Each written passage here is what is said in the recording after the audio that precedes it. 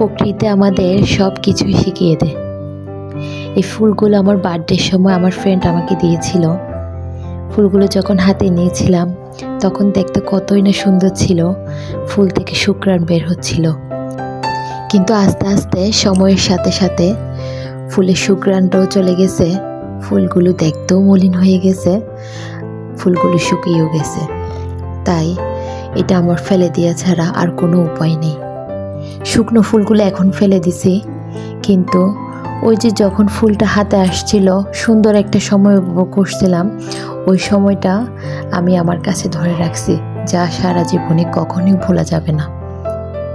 এভাবে সময় তো চলে যায়, কিন্তু এর মধ্যে কেটে যাওয়া ভালো স্মৃতি, খারাপ স্মৃতি সবগুলো আমাদের মধ্যে থেকেই যায়।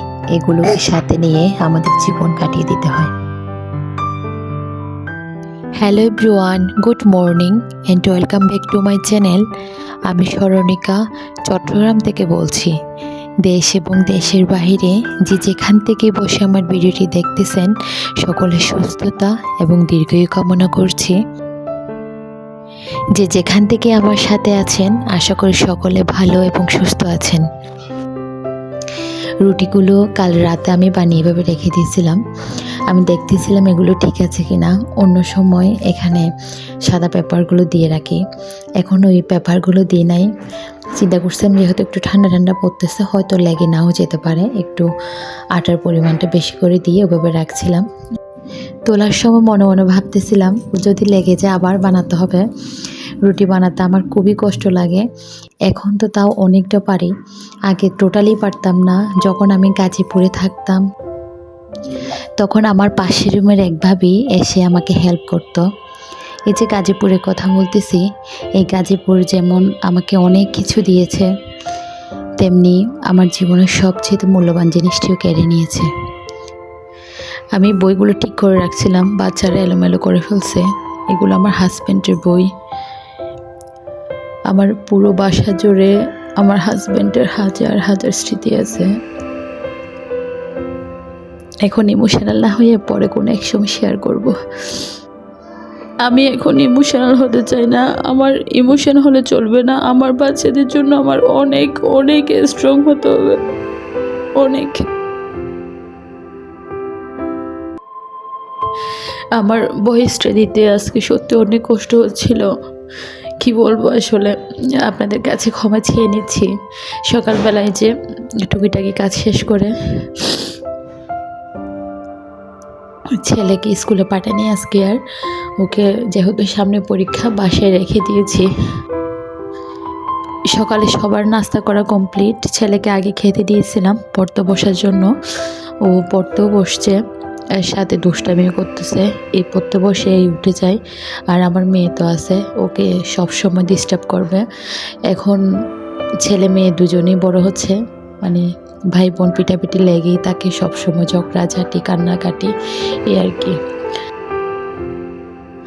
আমি ঘর দোর গোছানোর কাজটা শেষ করে ছেলেকে পড়াতে বসছিলাম, কারণ ছেলের সামনে পরীক্ষা। আজকে দুপুরে কোনো কিছু রান্না করা হয়নি, রাতের মাছ রান্না করা ছিল, তরকারি রান্না করা ছিল, ওইগুলো দিয়ে খেয়ে নিয়েছি। এখন বাজে রাত 8টার মতো, রান্নাতে চলে আসছি।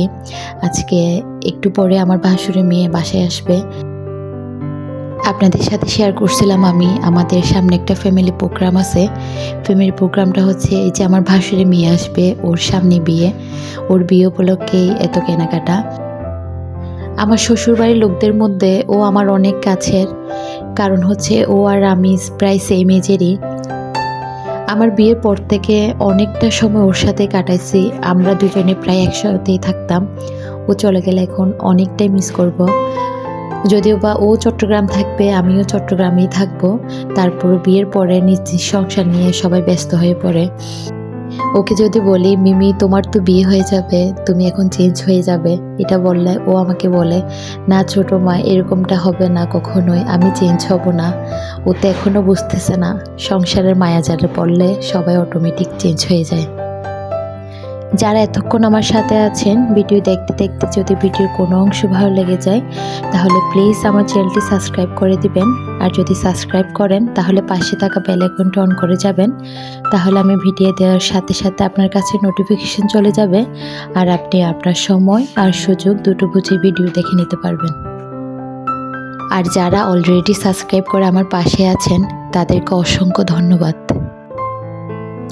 ছাগলের মাংসটা বসিয়ে দিয়ে পোলাওটা রান্না করে নিছি। এটা রাইস কুকারে বসাই দিছি। এখানে রূপচাঁদা মাছ রান্না করব, ওইটা একটু করে ভেজে নিচ্ছি, হালকা করে ভেজে নিব। আজকে রান্নায় থাকতেছে পোলাও, ছাগলের মাংস, মুরগির মাংস, রূপচাঁদা মাছ, বেগুন ভাজিটাও করে নিছি। আমি মুরগির মাংসটা রান্না করে নিছি। এগুলো ডিমটা না ছিল না, এখন রাত হয়ে গেছে আর আনতেও পারবো না, আমার মনেও ছিল না, ভুলে গেছিলাম। মাছের মধ্যে টমেটো দিয়ে দিছি। মাছ রান্নাটাও প্রায় শেষের পথে। এটা হলে আমার রান্নার কাজ শেষ। রান্নাঘরটা ক্লিন করে নেব। ও আস্তে আস্তে অনেকটা লেট হয়ে গেছিলো, যেহেতু ওরা শপিং করতে গিয়েছিল। আজকে ওদের লাস্ট শপিং, কালকে প্রি ওয়েডিং শ্যুট আছে, ওইটা করবে। দেন পরশুদিন সকালবেলা ও কক্সবাজার মানে বাড়িতে চলে যাবে। ও বিয়ের আগে আজকে আমার এখানে লাস্ট নাইট, এরপরে যখন আসবে বিয়ের পরে হাজব্যান্ডকে নিয়ে বা ও একা আসবে, কিন্তু তখন বিবাহিত হয়ে যাবে। সেম কথাটা ওকে বলছিলাম ও আসার পরে, মিমি তুমি যে মানে সিঙ্গেল আজকে লাস্ট আসতেছো আমাদের এখানে, এটা বলছিলাম। আর ও হাসতেছিল তখন। এখানে সবাই একসাথে খাচ্ছিলাম। ও আমার মেয়ে প্রকৃতিকে খাওয়াই দিচ্ছিল। ওর নতুন জীবনের জন্য অনেক শুভকামনা। আপনারা সবাই ওর জন্য দোয়া করবেন। আজকের ভিডিওতে এতটুকুই রাখবো। যারা এতক্ষণ আমার সাথে ছিলেন সবাইকে অসংখ্য ধন্যবাদ।